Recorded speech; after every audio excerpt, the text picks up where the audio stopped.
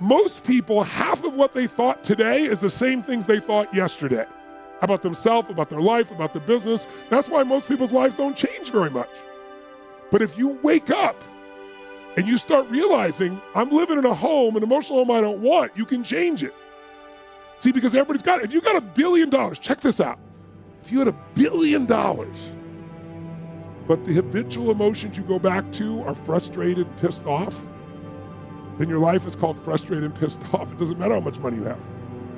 Write this down, please. The quality of my life is the quality of my habitual emotions.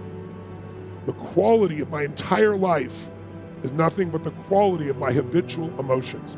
Whatever habits of emotion, wherever my emotional home is, I will find a way to get back there. And until I change that, I'm gonna have a problem. How many of you see people in some part of the world, in my country, for example, you'll see this in the middle of America where there's certain places that have cyclones all the time. Or maybe down in New Orleans or places where every few years you get a huge storm that wipes out everybody right on the coast there. But then 2 years later, it happens again. They rebuild, it happens again. How many have ever thought to yourself, why don't these people move? And why don't they move, guys? Because it's what they're conditioned. They call that home. I don't want to leave my home, it's what I know. It's easy to see when it's somebody else and it's physical. It's harder to see when it's yourself and it's emotional, because we have an emotional home.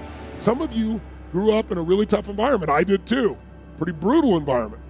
Very painful environment. Part of I am who I am is because I didn't want to suffer and I had to find answers. And because I suffered so much, I don't want you to ever suffer if I can do anything about it. I can't control it, but I can help massively. But it's only because I suffered so much I don't want anybody else to. But think about it. Most people suffer even when they're successful. Listen, if you're successful and you're not fulfilled, that's the ultimate failure. If you got people that love you and you're not feeling joyous and alive, something's wrong. And you know what it is? You got an old home you're used to. Maybe the home you're used to is not a very happy home. It's a home of worry, a home of frustration, a home of anger, a home of feeling everything's unjust. And so you find a way to get back home using whatever the environment you can use. How many of you know somebody who's always pissed off about something? How many of you know somebody who is always worried? How many of you know someone who's not really funny, but they think they are? And they crack themselves up telling stupid jokes? How many know someone like this who cracks themselves up and they laugh so much that even though it's not funny, you find yourself laughing too? These people have different emotional homes. Some people's home is anger. They'll always find something to be angry about. It's what they're used to. It's their conditioning. So even when the storm comes in and messes up their life, they go right back to that same shit. Wouldn't it be nice to upgrade your home, your emotional home where you live? What if you could live every day with a vast majority of the emotions you had were joy and gratitude and love and appreciation, even in the middle of COVID, even when somebody does something unjust, compassion, playfulness?